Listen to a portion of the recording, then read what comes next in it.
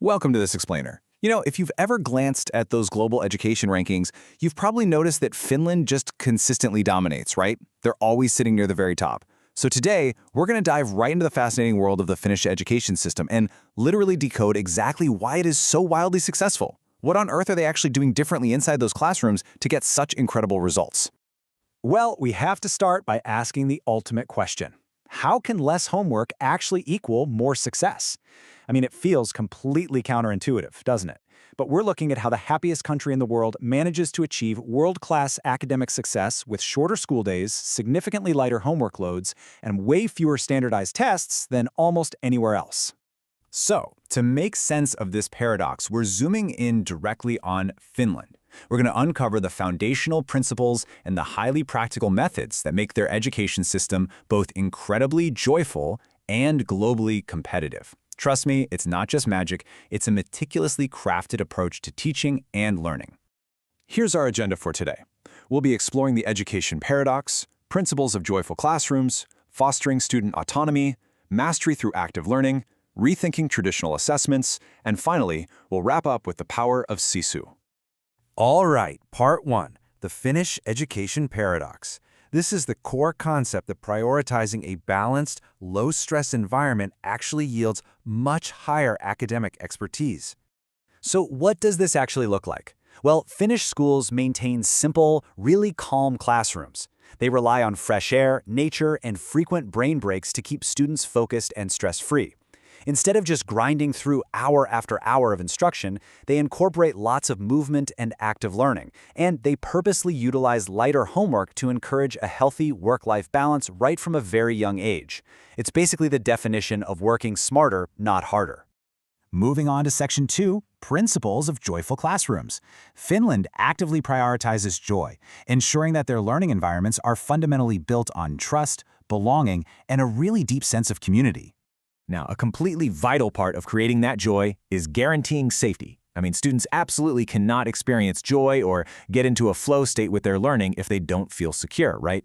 Finland handles this by building dedicated welfare teams, ensuring teachers actually know each student personally, using cross-age mentoring, and implementing robust nationwide anti-bullying systems like Kiva. These systems foster a peaceful, low-stress environment where students can just focus on growing. Okay, Section 3. Fostering student autonomy. You see, this deep sense of community and safety allows teachers to confidently offer students incredible freedom, autonomy, and real ownership over their learning journey. Just imagine learning not by passively sitting and listening at a desk, but by actively doing. In traditional classrooms, the instruction is super teacher-centered. But in Finland, teachers act as unobtrusive facilitators. They aren't just standing up at the front lecturing the whole time. Instead, they are co-planning with students, offering flexible time for adjustments, and encouraging learners to independently share their own real-life experiences and critical thoughts. The student is an active participant here, not just an empty vessel waiting to be filled up. Which brings us to Part 4, Mastery through Active Learning. Let's look at how this autonomy is practically applied, particularly in Finnish universities, to help students build essential real-world expertise. A total standout method utilized heavily in Finland is the flipped classroom. This method brilliantly shifts the traditional homework to before the lecture even happens. So students review the foundational material on their own, which dramatically increases their motivation and self-direction before they even step foot in the door. Here's how it actually plays out in real life. First, students study the lecture materials at home. Second, they self-assess their own personal knowledge. By the time they arrive at Step 3, which is engaging in classroom discussions, they are already prepared. This means precious class time is spent on Step 4, communicating, cooperating, and collaborating with peers and the teacher. And these are the exact interpersonal skills that are highly sought after in today's working world. Similarly, problem-based learning, or PBL, and the case method allow students, especially those studying business, engineering, and nursing, to tackle actual real-world applications. Instead of just reading hypothetical textbook scenarios, students research genuine, open-ended problems, and then they actually take the lead on presenting their own solutions back to the class. Beyond that, the system relies heavily on interactive methods like classroom debates, which really push students to influence opinions and thoughtfully construct counter-arguments. They also use student-initiated literature circles. These are fantastic for social learning, allowing peers to break down complex course materials together. Through these student-led presentations and open-ended discussions, learners master their time management and gain a really deep appreciation for diverse perspectives. Part 5. Rethinking traditional assessments. Because you might be wondering, how do you actually grade this type of collaborative, open-ended work? Let's see how testing in Finland is designed to be a pedagogically sound learning experience in and of itself. So the Finnish approach is really all about moving beyond pure memorization. While traditional exams are definitely still used strategically to ensure essential core content is retained, they are heavily balanced with essays and deeper, open-ended assessments. These methods prove whether a student can actually apply that theoretical knowledge in a practical, useful way.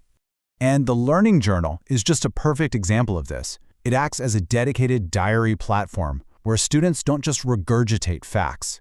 Instead, they review, discuss, and attach their own personal reflections on the course topics. It's a dedicated space for critical thinking and self-assessment, and it ultimately culminates in direct, individualized grade discussions with the teacher. It completely changes the dynamic of how success is measured. Finally, Section 6, the power of sisu.